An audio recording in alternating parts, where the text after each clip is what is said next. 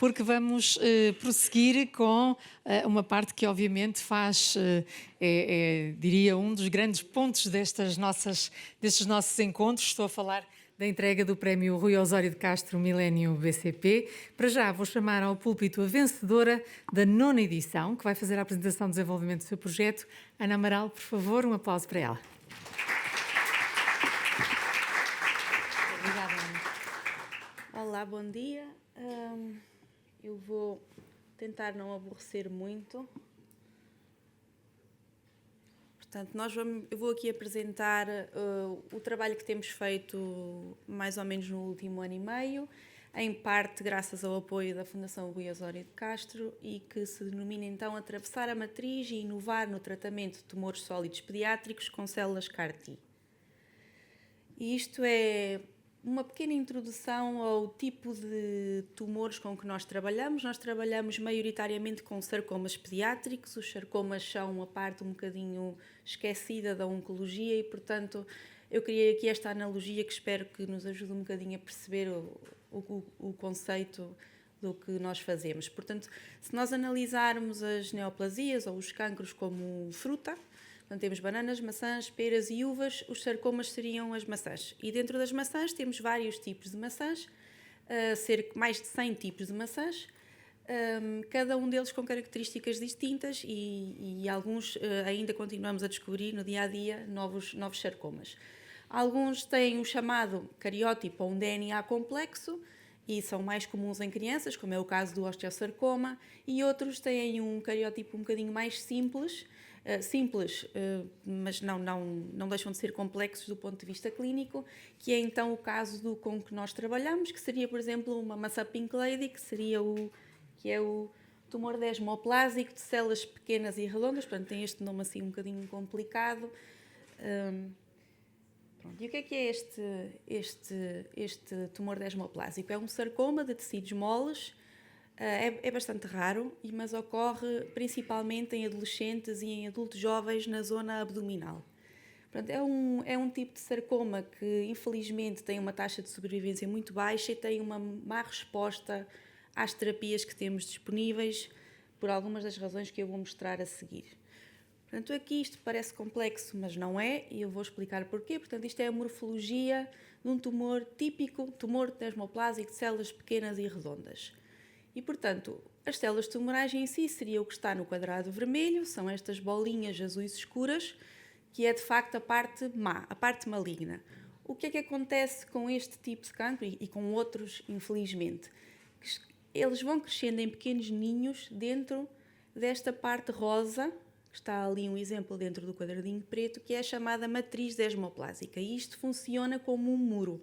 Isto é de facto uma barreira física que o que faz é bloquear e impedir que células do sistema imune ou outro tipo de drogas cheguem e alcancem o tumor e matem o tumor. E, portanto, nós, no nosso grupo, além de estratégias diferentes para alcançar a parte tumoral, estamos também a caracterizar esta matriz que impede que os fármacos funcionem e a tentar criar modelos que funcionem in vitro, portanto, no laboratório, que é sempre difícil de ter, para conseguirmos perceber como é que nós podemos relaxar esta matriz e fazer com que as nossas estratégias lá cheguem. Portanto, o objetivo aqui do nosso projeto seria, então, por um lado, aquecer o ambiente com as células CAR-T e, por outro lado, relaxar ou soltar esta matriz para que as nossas células lá cheguem. E, no fim, então, fazer a nossa validação in vitro, que é até onde nós chegamos como investigadores. Não vou aborrecer muito aqui com esta parte, isto é apenas para mencionar que nós fizemos um perfil imune destes tumores através de milhares de dados que estão publicados de sarcomas pediátricos, de cancros de pulmão e de cancros de pâncreas, para tentar perceber então qual é que é o perfil do nosso tumor desmoplásico, se é quente, se é frio, se é sensível a estas novas terapias imunes ou se não é. E a nossa conclusão é que é um tumor profundamente frio. Portanto, é um tumor que, devido à presença daquela matriz, não consegue inicialmente ser sensível a estas... Não seria um dos primeiros candidatos a estas novas terapias imunes. Além disto, utilizando esses dados, então caracterizamos essa tal matriz utilizando umas técnicas bastante elegantes que eu também desconhecia até há pouco tempo, que utilizam através da luz, conseguem analisar e dizer-nos se a estrutura da matriz é complexa, é relaxada, é simples, é uma coisa bastante interessante. Então nós conseguimos caracterizar todos os componentes dessa matriz no humano, nos cancros do humano, e fazer a mesma coisa in vitro. E a partir daí criámos um modelo organotípico, portanto um modelo que imita o que vemos no humano, mas no contexto do laboratório, onde nós vemos aqui em verde as nossas células tumorais e em vermelho essa tal matriz que nós conseguimos dizer se está relaxada, se está complexa, se está fechada, se não está. Portanto, a partir daqui já conseguimos criar os nossos sistemas de tratamento, administrar e avaliar se chega, se não chega, se passa, se não passa, se permeabiliza. E então focámos-nos no principal objetivo, que é as tais células CAR-T, que agora acho que já toda a gente ouviu falar, são muito famosas, portanto que se baseiam num conceito relativamente simples, que é a partir de uma célula T, que todos temos imensas células T no nosso organismo, transformá-las de forma a que elas reconheçam o cancro e o matem especificamente. Portanto, apenas vão matar as células cancerígenas e o resto fica seguro.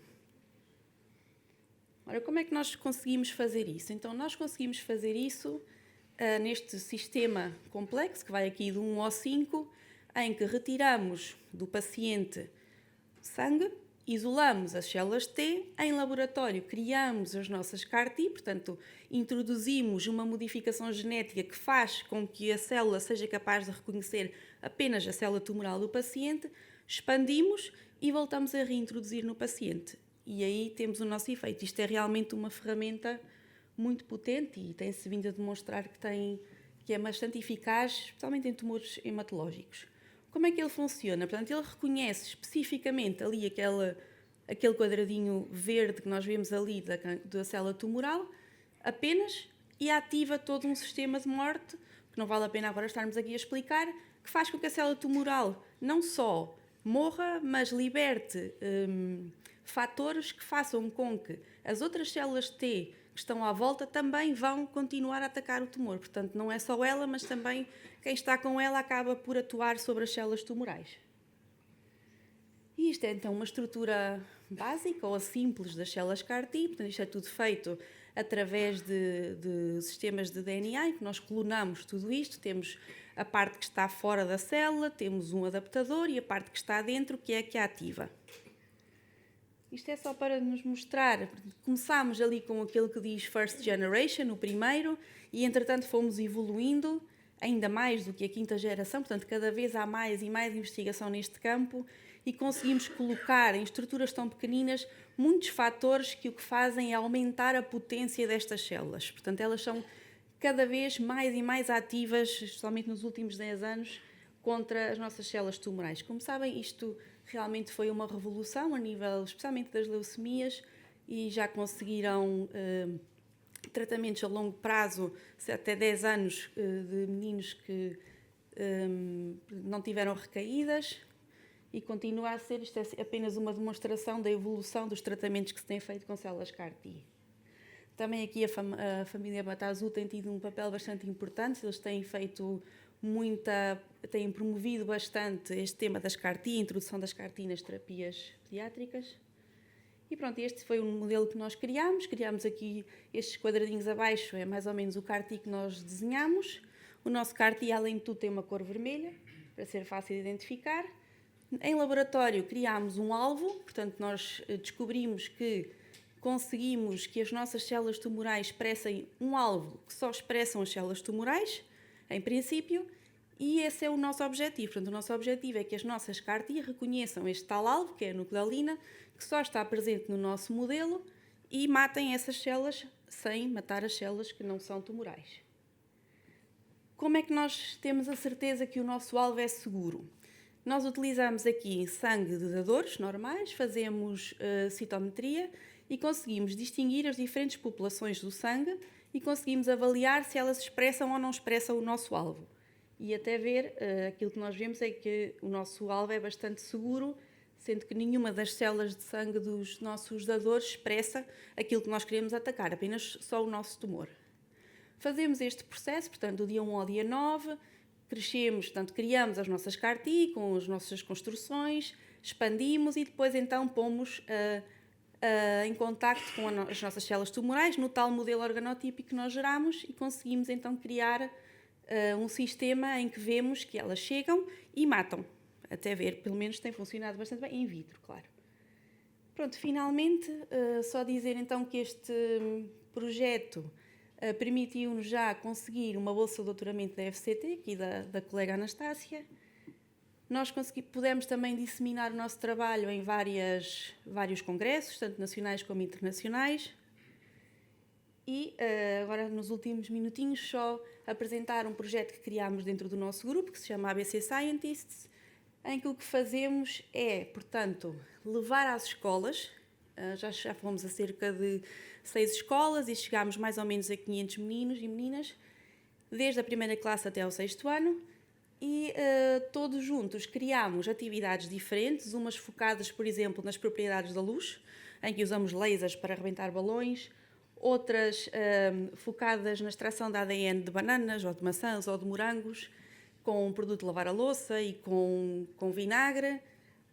Outras em que levamos balões para explicar como é que se constitui o ADN e cada menino vai de braço com o seu colega e forma a estrutura do ADN. Como é que o ADN comunica com a criação de pulseiras e de palavras. Explicamos também como é que fazemos vacinas, cada menino faz a sua própria vacina com autocolantes e com pérolas e eles adoram. Tudo isto mete água, gomas, balões, portanto tudo aquilo que os meninos gostam, com a expectativa de os desviar um bocadinho ali dos influencers e dos youtubers e captar um bocadinho a atenção para a área da ciência e acho que até ver pelo menos temos tido um excelente feedback. Pronto, e depois até a Fundação até fez o favor de publicar o nosso projeto no Pipop. E pronto, finalmente estes somos nós e os nossos colaboradores e um agradecimento então à Fundação Rui Osório por nos ter apoiado. Obrigada.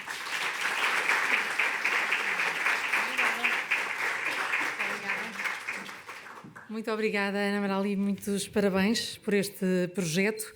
É a altura, então, de conhecermos o vencedor, a vencedora, os vencedores desta 10ª edição. Da minha parte, só me resta despedir, agradecer o facto de me terem convidado mais uma vez para estar aqui convosco. É sempre um prazer. São sempre manhãs de muita aprendizagem e partilha. Não se esqueçam que o QR Code no final é para avaliação, já sabem, nota 20... porque eu, como sabem, tenho um salário emocional que depende deste nosso encontro. Obrigada, Catarina, também por todo o apoio. Obrigada aos voluntários e à Fundação.